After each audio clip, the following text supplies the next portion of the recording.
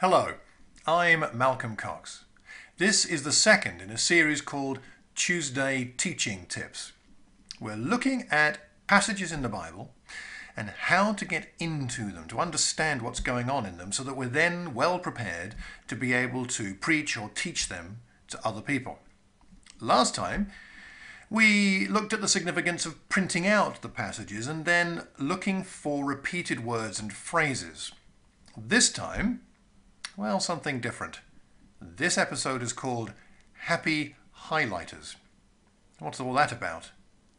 Come and see. So today it's Happy Highlighters. As we get these highlighters out, just a quick thought, just want to remind ourselves that last time we noticed that there's a lot of following going on, and we used a pencil to draw lines to draw attention to that. We noticed that disciples are prominent. 3 times, 1, 2, and a third, yes, 3 mentions of disciples. Following, disciples, lordship, yes, Lord here and Lord here seems to be significant, and winds and more winds here, and then waves and waves there, also important it would seem.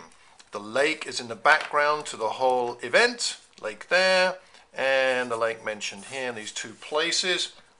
We've got a lot of information already about what's in this passage and what's going on from that. However, the highlighters can be useful because, first of all, let's have a look at the people involved here.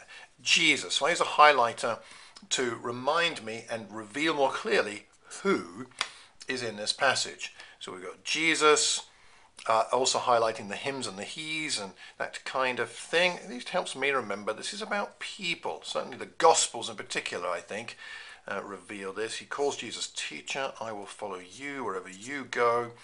Jesus replied, he calls himself the Son of Man, has no place to lay his head. Another disciple said to him, Lord, first let me go and bury my Father. Now, of course, the Father isn't actually physically present, clearly, but he is present in the sense that he's in the mind of the disciples. So he's present without being present, and that could be important.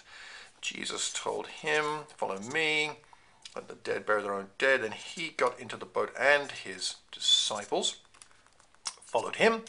Fear a storm. Jesus was sleeping.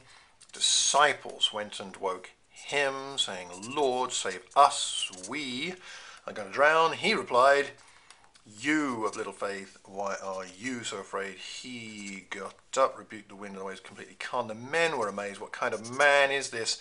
Even the wind and the waves obey him. So we've got people involved here. A different colour for things in the passage, objects and so on. In a sense, the crowd's an object because it's a group. We've got a lake. We have got, of course they're not physically present, but foxes' dens, birds' nests are at least in the mind here. We have a burial, which is not a thing exactly, but it's again in the mind. Well, it's going to happen, and it's in his mind, this disciple. We've got a boat, we've got a storm, the lake again, waves sweeping over the boat.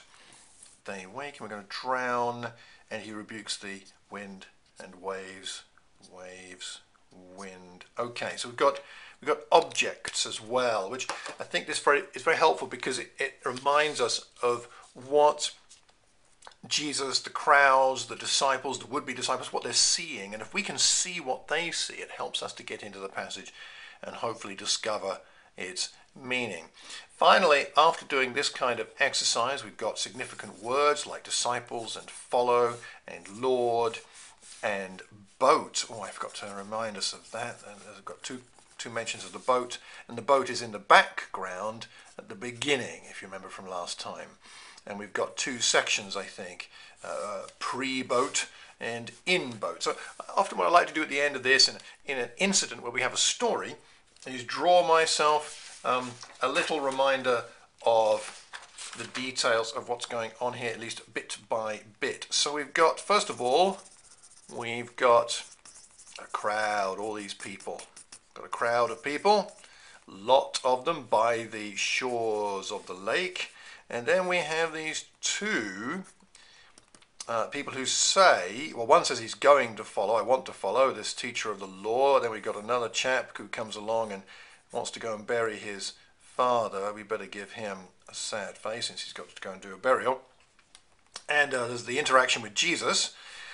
Then there's a bit of a break, really, because then Jesus and his disciples get into the boat. They get into the boat and they set off, and everything's nice and calm for a while. And then, forgive my lack of artistic ability here, but it just helps me anyway.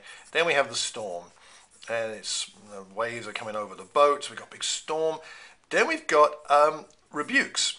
What should we do? Big exclamation mark. A rebuke for the disciples, lacking in faith, and a rebuke for the wind and the waves. A question from Jesus, why do you lack so much faith? So a nice big question mark. And then we have nice plain sailing again. So the boat, everybody's happy. Let's have a nice shiny sun as well. Everything's wonderful. But there's still this big question, this big old question. What kind of man is this? This question mark hangs over this whole passage. It's a huge question mark. It should be even bigger than this. What kind of man is this? What's going on here from the crowds and these would-be disciples to the storm? We've got concepts in the mind here, the foxes, the birds, the no place to lay your head, the burial that hasn't yet happened, the father that's not actually physically present.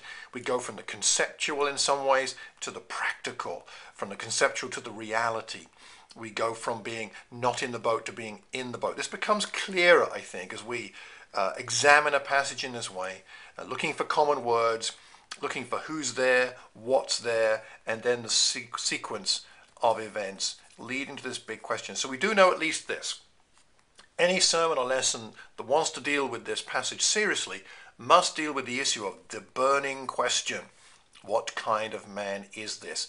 These things made these people question who Jesus was. As we go through this passage, should we not also question and think about the significance of who is this man that can calm the wind and the waves? Happy highlighting. So there you have it, your Tuesday teaching tip for this week. Why not grab your highlighters and get into a Bible passage and see what it reveals to you so that you can teach other people more effectively and more meaningfully. If you have your own ideas about lesson preparation, please send them in to me. I'd love to hear them, and perhaps I can record some of those ideas as well. We'll have another Tuesday teaching tip next week. But until then, I hope you have a tremendous Tuesday and a wonderful week. God bless.